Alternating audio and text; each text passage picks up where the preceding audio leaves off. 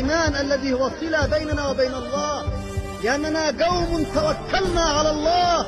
يهوذا فاضل إمام المسجد الأقصى الجاسوس، يهودي يمني تستر بالإسلام ونافس علماءه، وأخذ يؤم المصلين في المسجد الأقصى بالقدس، فأطلق على نفسه اسم الشيخ فاضل عبد الله. هاجر يهوذا سنة 46 من اليمن نحو فلسطين مع مجموعة من اليمنيين، ومن القدس انتقل إلى خان يونس واتخذ من جامعها مقاما له.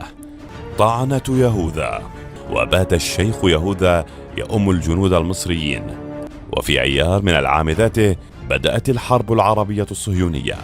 تنبه جهاز المخابرات المصرية على الشيخ فاضل، وقد كان في نوبته الليلية ينقل المعلومات إلى الصهاينة. برنامج بازل، ومن أهم ما ورد فيه هو التأكيد على مساعي الصهيونية لإنشاء وطن قومي لليهود على أرض فلسطين يشهد به دول العالم.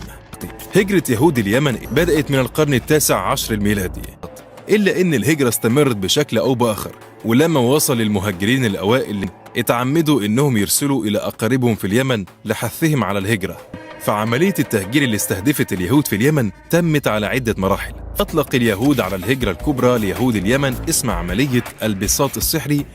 الاستخبارات الإسرائيلية تجند عشرات اليهود من الأصول اليمنية، فماذا نعرف عن اليهود اليمنيين في إسرائيل الذين هاجر إليها أجدادهم وآباؤهم في منتصف القرن الماضي؟